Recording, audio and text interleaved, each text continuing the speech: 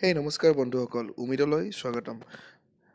বন্ধুসকল, আপোনালোকৰ কম্পিউটাৰত কিছুমান ড্ৰাইভাৰে কাম নকৰে বা কাম কৰা হঠাৎ বন্ধ কৰি দিছে। তো কেনেকৈ আপোনালোকে সেইটো ফিক্স কৰিব? মাই কম্পিউটাৰত যাই আমি ৰাইট ক্লিক কৰি মেনেজ অপশ্যনত ক্লিক কৰিম। ক্লিক কৰাৰ পিছত উইণ্ডোজ এটা আপোনাৰ পপ আপ হ'ব। উইণ্ডোজটো আপোনাৰ বাওঁ চাইডে দেখিব ডিভাইচ মেনেজাৰ। ডিভাইচ মেনেজাৰত আমি গ'লে দেখিম যে তাত হালধীয়া ৰঙৰ এৰৰ অপশ্যন দেখা পাম। এয়া আমাৰ ছিষ্টেমত মিচিং ড্ৰাইভাৰৰ চিহ্ন। এইখিনি আমি কেনেকৈ ইনষ্টল কৰিব পাৰোঁ সেইটো আমি শিকোৱা হওক। ইনষ্টল কৰাৰ কাৰণে দুটা মেথড আমি ইউজ কৰিম, ড্ৰাইভাৰ পেক চলিউশ্যন অনলাইন ছফ্টৱেৰটো আৰু ড্ৰাইভাৰ পেক চলিউশ্যনৰে অফলাইন ড্ৰাইভাৰ পেক চলিউশ্যনটো।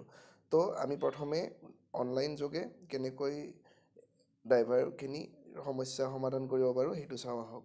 প্ৰথমে আমি যাম ব্ৰাউজাৰত যাই আমি ড্ৰাইভাৰ পেক চলিউশ্যন লিখি চাৰ্চ কৰিম।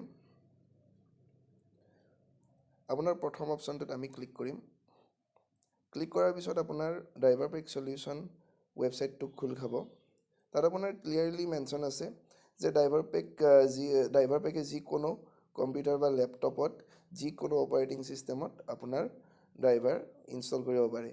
আমি ডাউনলোড অপশ্যনত ক্লিক কৰাৰ লগে লগে এটা 4 MBৰ exe ফাইল ডাউনলোড হ'ব, যিটো আমি ডাবল ক্লিক কৰি ইনষ্টল কৰিম। ইনষ্টল কৰি লোৱাৰ লগে লগে আপোনাৰ এনেকুৱাকৈ এটা উইণ্ডোজ পপ আপ হ'ব। আমি স্কেন দ্য ছিষ্টেমত আমি ক্লিক কৰিম।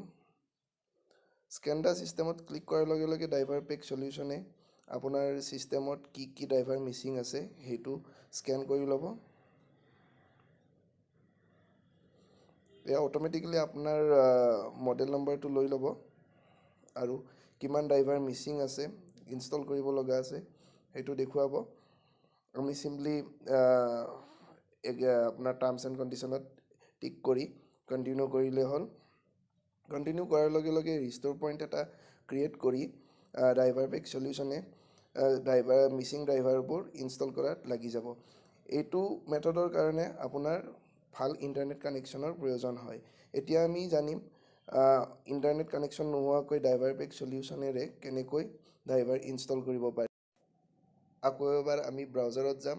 তাত আমি driver pack solution offline latest version click কৰি প্ৰথম অপশ্যনটো ডাউনলোড কৰি অ'কে কৰিম। আপোনাৰ ড্ৰাইভাৰ পেক চলিউশ্যনত আপোনাৰ খোল খাব। ইয়াত যি যি ছফ্টৱেৰৰ লিংক আছে আমি তলত দি দিম, আপোনালোকে ডাউনলোড কৰি ল'ব পাৰিব। ড্ৰাইভাৰ পেক চলিউশ্যনৰ অফলাইন ফাইলটো আপোনাৰ বহুত ডাঙৰ ফাইল হয়, 17 GB। সেইটো আপোনালোকে ডাউনলোড কৰি ল'ব লাগিব। ডাউনলোড কৰাৰ কাৰণে আমি ডাউনলোড অপশ্যনত ক্লিক কৰিম। এটা টৰেণ্ট ফাইল ডাউনলোড হৈ ল'ব। এতিয়া আমি সেই টৰেণ্ট ফাইলটো এটা টৰেণ্ট ডাউনলোডাৰেৰে ডাউনলোড কৰি ল'ব লাগিব। মই FDM ইউজ কৰিছোঁ। FDM খুলি আমি টৰেণ্ট ফাইলটো ছিলেক্ট কৰি লৈ ডাউনলোড অপশ্যনত ক্লিক কৰিলেই হ'ল। আপোনাৰ নিজে নিজে ডাউনলোড হ'ব, ষ্টাৰ্ট কৰিব। যিহেতু মই আগতেই ফাইলটো ডাউনলোড কৰি লৈছোঁ, ডাউনলোডটো পজ কৰি আপোনাক আগৰ বস্তুখিনি দেখুৱাওঁ। এতিয়া ড্ৰাইভাৰ পেক চলিউশ্যন আপোনাৰ এনেকুৱা এটা ফোল্ডাৰ ডাউনলোড হৈ ল'ব। ভিতৰত এইখিনি আপোনাৰ আইটেম থাকিব। তাত আপোনাৰ ড্ৰাইভাৰ পেক 7Z ফাইলটো আমি 7zip ফাইলেৰে এক্সট্ৰেক্ট কৰি ল'ম। এক্সট্ৰেক্ট কৰি লোৱাৰ পিছত ড্ৰাইভাৰ পেক 17 এটা ফোল্ডাৰ আমি পাম। তাত আপোনাৰ ড্ৰাইভাৰ পেক exe ফাইল এটা আমি পাম, যিটো ফাইল আমি ৰাইট ক্লিক কৰি ৰান এজ এডমিনিষ্ট্ৰেটৰ ক্লিক কৰিম। ক্লিক কৰাৰ লগে লগে ড্ৰাইভাৰ পেক চলিউশ্যনৰ এইটো উইণ্ডোজ পপ আপ হ'ব। এতিয়া আমি আমাৰ ইয়াত ইণ্টাৰনেট কানেকশ্যনৰ প্ৰয়োজন নহ'ব এইটো মেথডত। এতিয়া দেখিছে কম্পিউটাৰ বা লেপটপৰ মডেল নম্বৰটো লৈ লৈছে আগৰ নিচিনাই। আপোনাৰ 9টা ড্ৰাইভাৰ ইনষ্টল কৰিব লাগিব বুলি দেখাইছে। আমি তলত এক্সপাৰ্ট মোড আছে, আমি এক্সপাৰ্ট মোডত ক্লিক কৰিম। ক্লিক কৰি বাওঁ চাইডে আপোনাৰ ছফ্টৱেৰ অপশ্যনটো দেখিব। তাত যদি ছফ্টৱেৰ কিছুমান টিক কৰা আছে সেইটো আনটিক কৰি ল'ব লাগিব, নহ'লে এনেই আৰু ছফ্টৱেৰবিলাক ডাউনলোড হৈ যাব। সেইটো আনটিক কৰি লৈ আমি ছফ্টৱেৰৰ ওপৰত থকা ড্ৰাইভাৰ্ছ অপশ্যনত যাম। যাই আমি যিখিনি টিক কৰা আপোনাৰ ড্ৰাইভাৰ্ছ দেখিছে সেইখিনি মিচিং অপশ্যনত আছে, আমাৰ মিচিং হৈ আছে ছিষ্টেমত।